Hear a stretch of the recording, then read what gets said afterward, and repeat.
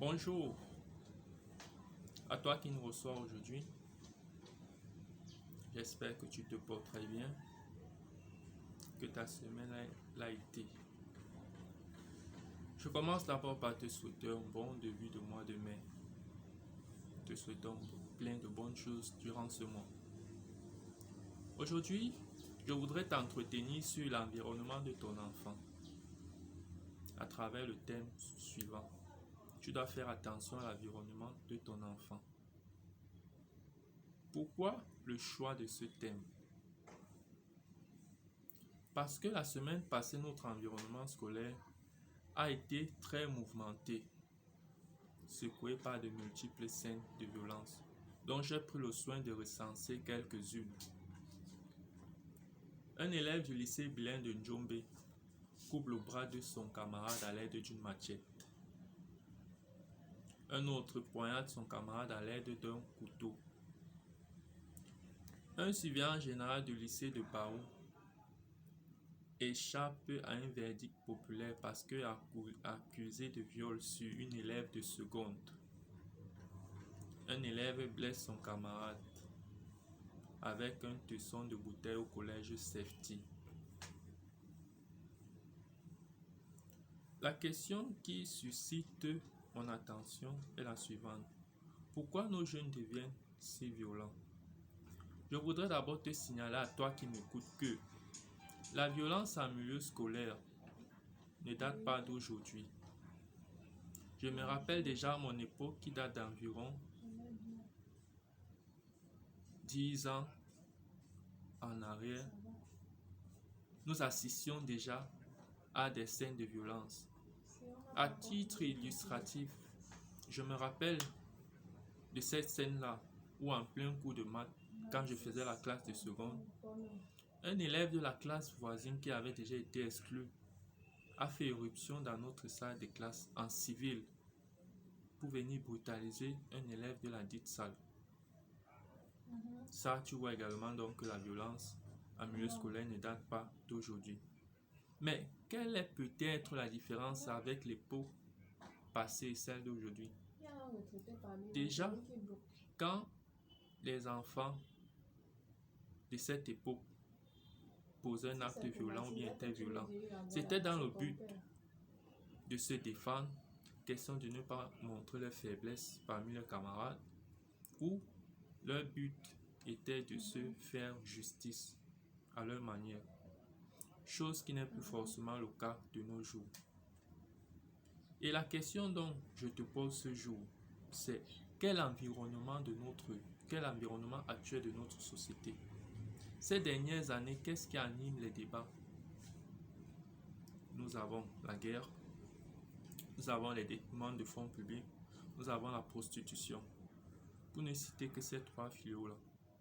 Nous commençons par la guerre. Ces 5 dernières années, le Cameroun mène plusieurs batailles pour maintenir la paix sur son territoire. Ces batailles ont des conséquences telles que la banalisation de la mort. Aujourd'hui, tu te revends, te dis, aujourd'hui tu suis les infos, tu entends, il y a eu 5 morts, demain il y a eu 10 morts, la semaine d'après il y a eu attentat, 15 morts. Tout ceci a fait que nous avons banalisé la mort sans se rendre compte.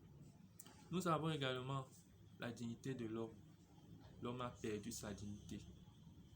Quand tu vois des morts avec des organes amputés. Également, la vie a perdu son caractère sacré.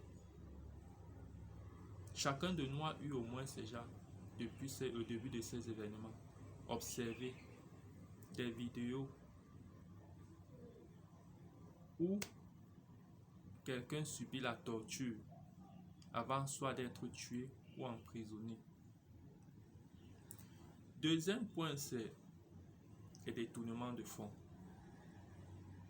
Je te mets au défi aujourd'hui et je te dis de me réaliser un sondage auprès de 10 personnes tirées d'environnements différents en leur posant la question suivante. Si aujourd'hui on te confie un budget de gérer, comment tu vas le faire? Comment tu vas organiser ta gestion? Sur 10 personnes interrogées, au moins 7 vous diront ceci.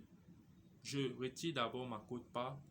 Ensuite, je fais ce dont pourquoi le budget m'a été octroyé.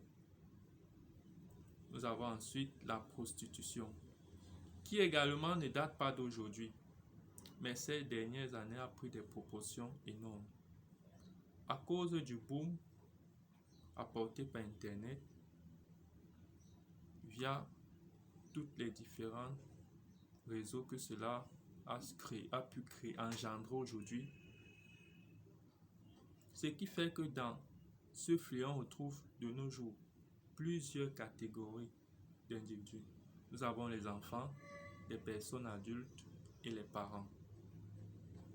Mais quel est le message que je voudrais te passer aujourd'hui à toi qui m'écoutes? Je voudrais te dire ceci. Tu dois faire attention à l'environnement de tes enfants. Quand on dit que nous formons tous une société, ça dit qu'une société n'est pas un bâtiment, mais une société est formée de toi et de moi. Ça veut dire que si nous voulons impacter notre société, n'attendons pas un changement venant d'ailleurs. Commençons dans nos familles. Ensuite, quand nous allons nous réunir avec de bonnes mentalités, de bons idéaux, c'est comme ça que nous aurons une société solide. Parce que laisse-moi te dire ceci. Aujourd'hui, c'est la violence qui sévit, qui est devenue monnaie courante par nos jeunes. Mais d'après cette analyse, demain, qu'est-ce qui sera le fléau? Ou bien qu'est-ce qui va beaucoup menacer notre société? Nous aurons la mauvaise mentalité. Nous aurons des individus à caractère douteux, avec de mauvaises foi, parce qu'ayant grandi dans un environnement où règne les détournements, la corruption, la moralité était totalement changée. Nous aurons des hommes nous aurons des personnes totalement frivoles, parce qu'ayant grandi dans la prostitution, et par conséquent seront tous irresponsables. Alors, chacun de nous a intérêt à faire ce qu'il doit faire, déjà dans sa propre famille, et ensemble nous impacterons notre société.